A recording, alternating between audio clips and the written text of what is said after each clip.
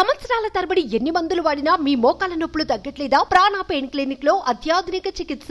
ఈ ఎన్నికల్లో కడప రాజకీయం కాకరేపుతోంది. ఎందుకంటే ఇక్కడ వైఎస్ ఫ్యామిలీలోని ముఖ్యులు పోటీలో ఉన్నారు.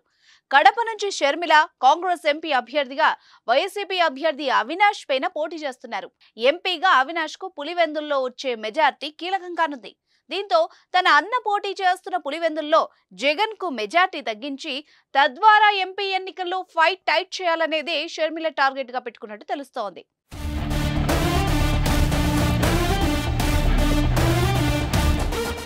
వైఎస్ కుటుంబానికి కడప పులివెందుల కంచుకోట.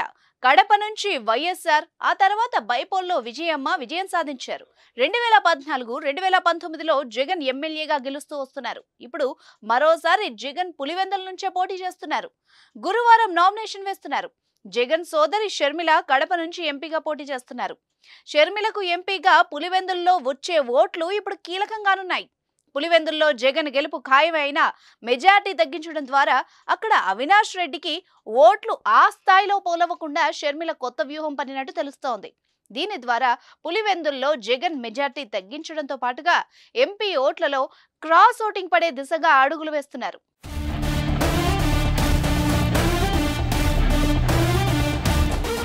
పులివెందుల్లో జగన్ పైన టీడీపీ అభ్యర్థి బీటెక్ రవి, కాంగ్రెస్ నుంచి ధృవకుమార్ రెడ్డి పోటీ చేస్తున్నారు.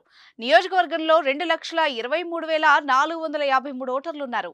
ఏడాది కిందట పులివెందుల టీడీపీ అభ్యర్థిగా రవి పేరును ఆ పార్టీ అధినేత చంద్రబాబు ప్రకటించారు. టీడీపీ అభ్యర్థి రవి సకుటుంబ సపరివార సమేతంగా ఎన్నికల ప్రచారాన్ని వేగవంతం చేశారు. పులివెందుల, లింగాల, సింహాద్రిపురం, తొండూరు, వేముల, వేంపల్లి, చక్రాయపేట మండలాల్లో ప్రచారాన్ని ఉధృతం చేశారు. మరోవైపు జగన్ చెల్లెళ్లు వైఎస్ షర్మిల, వైఎస్ సునీత ప్రచారాన్ని హోరెత్తిస్తున్నారు. 2019 సార్వత్రిక ఎన్నికల్లో జగన్ పులివెందుల్లో సాధించిన 91,000 మెజార్టీ తగ్గించాలన్న పట్టుదలతో అడుగులు వేస్తున్నట్టు తెలుస్తోంది. జగన్ పులివెందుల సభలో పాల్గొంటారు. నామినేషన్ దాఖలు చేసిన తర్వాత ఆయన భార్య భారతి ప్రచారంలో పాల్గొంటారు. మే 11 వరకు ప్రచారం కొనసాగిస్తారు. 2019 ఎన్నికల్లో అత్యధిక రికార్డు సాధించిన నేతగా జగన్ నిలిచారు. ఈసారి జగన్ పులివెందుల్లో దక్కే మెజార్టీ పైన ఆసక్తి కొనసాగుతోంది. ఏమాత్రం మెజార్టీ తగ్గినా అది షర్మిల ఎఫెక్టే అనుకోవాలి మరి.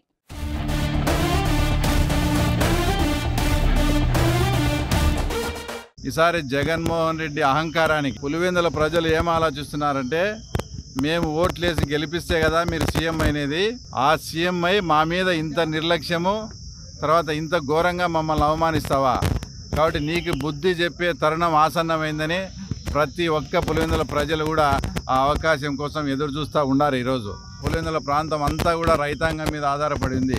1 ఎకరాకు అదనంగా నీళ్ళు ఇవ్వలేదు. అసలు కనీసం కరువు పరిస్థితులు ఉంటే అంతకుముందు ఇన్సూరెన్స్ అన్నా వచ్చేది, ఇన్సూరెన్స్ లేకుండా చేశాడు. తర్వాత డ్రిప్ అయితే ఇంకా ఎంత ఘోరం అంటే బిందు సేద్యం గురించి అంత ఘోరంగా వచ్చేసి జగన్మోహన్ రెడ్డి డ్రిప్ సిస్టమ్ అనేదాన్ని అదంతా కూడా మూలపడేసిన సందర్భం. సుమన్ టీవీలో మీ పర్సనల్ అండ్ బిజినెస్ ప్రమోషన్స్ కోసం కింది నెంబర్కి కాంటాక్ట్ చేయండి.